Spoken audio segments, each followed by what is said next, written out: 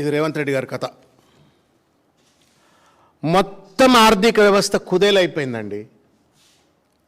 Command control సెంటర్లో కూర్చొని పొంకనాలు కొడతా ఉన్నాడు, అదే పరిపాలన అనుకుంటా ఉన్నాడు ఆయన. పొద్దున్న లేస్తే కమాండ్ కంట్రోల్ సెంటర్లో కూర్చొని పొంకనాలు కొడుతూ పరిపాలన పైన పట్టు లేకుండా కేవలం కమిషన్ల కోసం, అవినీతి కోసం అర్రులు రాస్తూ మొత్తం రాష్ట్ర ఆర్థిక వ్యవస్థను కుదేలు చేసి పడేస్తూ ఉన్నాడు రేవంత్ రెడ్డి గారు.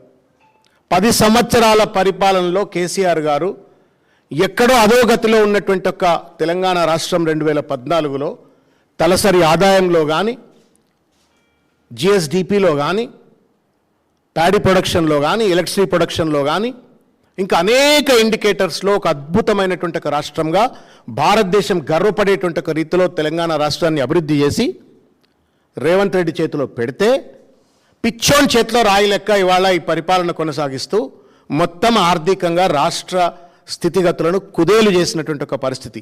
ఇది దాసోజు శ్రవణో, సతీష్ రెడ్డి గారో, లేకపోతే బీఆర్ఎస్ పార్టీ నాయకులుగా మేము చెప్తున్న మాట కాదు. సాక్షాత్తు కేంద్ర ప్రభుత్వ సంస్థ సిఏజీ చెప్పింది.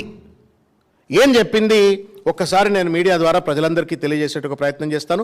మీరు కూడా దయచేసి, ఇవాళ మభ్య పెడతా ఉన్నాడు, పొద్దున్న లేస్తే బూతులు మాట్లాడుతూ ఉన్నాడు, పొద్దున్న లేస్తే అటెన్షన్ డిఫ్లెక్షన్ టెక్నిక్స్ తోటి ప్రజల యొక్క దృష్టిని మళ్లిస్తూ చిల్లర రాజకీయాల్లో మునిగి తేలుతున్న రేవంత్ రెడ్డి గారి దాష్టికాలని, ఆర్థిక అత్యాచారాలను దయచేసి ప్రజల దృష్టికి తీసుకెళ్లాలని చెప్పి నేను కోరుతా ఉన్నాను. We are in serious crisis. ఒకప్పుడు అద్భుతమైనటువంటి ఆర్థిక ప్రగతితో ముందుకెళ్లిన కేసీఆర్ గారి నేతృత్వంలో రాష్ట్రం ఇవాళ ఆర్థికంగా మొత్తం కూడా కుదేలైపోయింది.